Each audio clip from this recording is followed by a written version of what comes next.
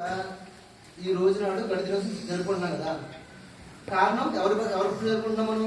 శ్రీనివాసరామన్ పుట్టినరోజు. కానీ మనకి తెలియని ఇంకొక హీరో ఉన్నారు మ్యాథ్స్ లో. ఓకేనా? ఆయన పేరు అంటే కరెక్ట్ గా ఆయన పేరు ఏం చేస్తున్నారంటే చాలా మంది ఉన్నారు కదండి. కరెక్ట్ గా ఈయన కన్నా ఒక నెల ముందు పుట్టాడు. అంతే నెలలో చూసుకుంటే కరెక్ట్ గా ఒక నెల ముందు పుట్టాడు ఆయన. ఇది డిసెంబర్ 22 కదా. నవంబర్ 22 ఇంకో ఆయన బర్త్డే ఉంది. ఆయన పేరు లక్కోజు సంజీవరాయ్ శర్మ. ఆయన ఫోటో కూడా తీసుకొచ్చాను. ఓకేనా? ఈయన పేరేంటి? లక్కోజు సంజీవరాయ్ శర్మ.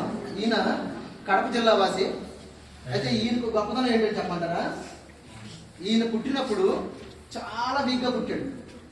పైగా కళ్ళు లేవు, ప్రపంచాన్ని చూడలేడు. ఓకే, అప్పుడు ఇప్పుడంటే హాస్పిటల్ కదా, మరి పూర్వం రోజులు కదా, మందరసాని ఇంకా ఇరుగు పొరుగు వాళ్ళందరూ లేడీస్ హెల్ప్ చేసేవారు డెలివరీ పర్పస్ కదా.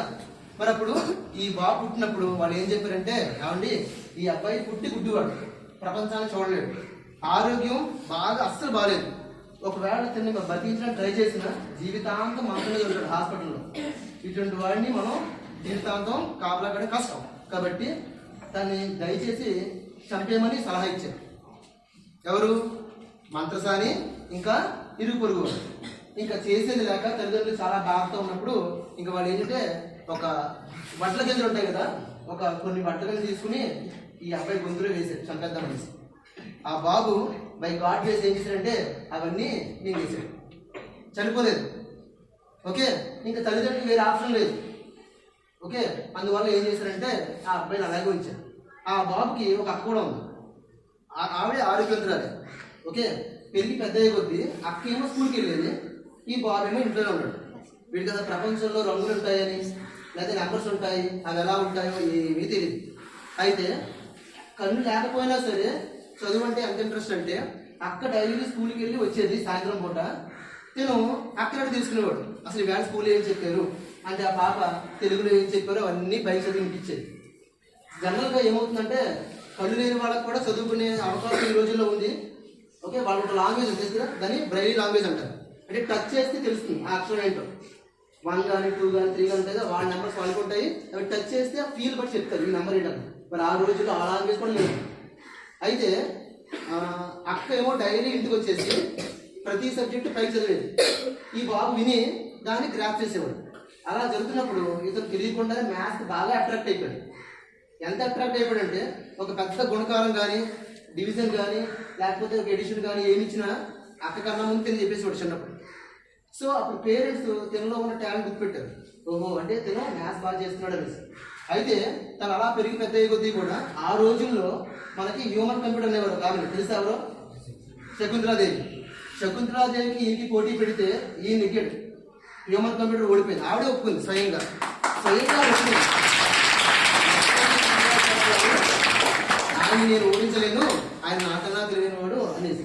అప్పుడు ఒక ఆయన అడిగారంట, ఏమండి మీకు నెంబర్స్ ఇప్పుడేం చూసారా, మీకు తెలియదు కదా అంటే. నాకు నెంబర్స్ తెలియదు. మరి ఎలా చెప్పగలుగుతారంటే నా చీకట్లోనే వెలుగుంది అని చెప్పాడు. నా చీకట్లోనే వెలుగుంది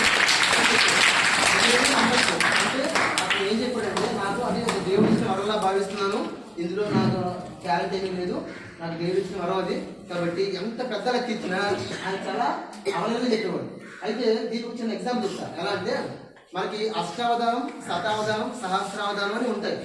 అష్టావధానం అంటే ఏంటంటే ఇలా 8 మంది బాగా పండితులు కూర్చుంటారు. ఓకే, సో 1 to 8 అనుకుంటారా? ఇప్పుడు ఎవరైతే పార్టిసిపేట్ చేస్తారో అంటే లక్కోజు సంజీవరాయ్ శర్మ గారు ఆయన సెంటర్ ఉంటారు. ఇప్పుడు మొదటి వ్యక్తి ఒక క్వశ్చన్ అడుగుతారు. క్వశ్చన్ విన్న తర్వాత వెంటనే సమాధానం చెప్పకూడదు, క్వశ్చన్ గుర్తుపెట్టుకోవాలి అంతే. ఓకేనా? రెండో వ్యక్తి ఇంకో క్వశ్చన్ అడుగుతారు, మళ్ళీ మూడో వ్యక్తి, అలా చివరి 8వ వ్యక్తి దాకా క్వశ్చన్ అడుగుతారు కదా.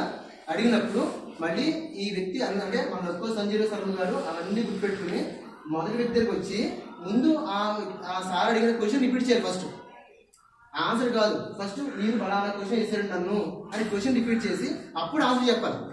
ఓకేనా? మళ్ళీ రెండో వ్యక్తి దగ్గరికి వచ్చి వాళ్ళు ఏ క్వశ్చన్ వేస్తారో ఆ క్వశ్చన్ రిపీట్ చేసి అప్పుడు ఆన్సర్ చెప్పాలి. పొరపాటున ఇక్కడ సార్ అడిగిన క్వశ్చన్ అక్కడ చెప్పారనుకోండి, అది అవుట్.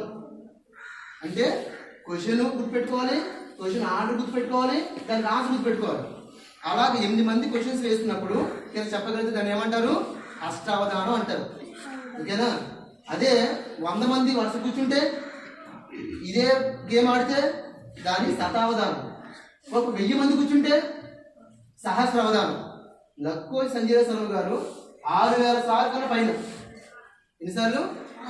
6000 అంటే 6000 టైమ్స్ కన్నా ఇంకా ఎక్కువ సార్లు ఆయన ఈ అష్టావధానం, శతావధానం, సహస్రావధానం కండక్ట్ చేసి ఆయన అందులో గెలుపొందారు. అంత గొప్ప మహానుభావుడు.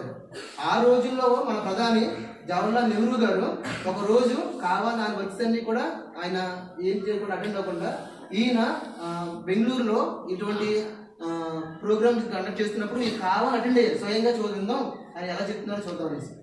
అర్థమైందా? అంటే అంత గొప్ప మహానుభావుడు మన తెలుగువాడు. అయితే ఇందులో ఒక స్పెషాలిటీ కూడా ఉంది. ప్రపంచం మొత్తంలో పుట్టుకతోనే కళ్ళు లేకుండా చాలా ఐక్యూ లెవెల్స్ ఉండి మ్యాథ్స్లో టాప్ అయిన వాళ్ళు 6 ఉన్నారు. 6లో మన ఇండియా నుంచి ఒకడు, తను తెలుగువాడు. అది మన గౌరవం కాదా? భగవంతుడి దయ వల్ల మనందరికీ కాళ్ళు, చేతులు, కళ్ళు అది బాగానే పనిచేస్తాయి అనుకుంటున్నాం కదా.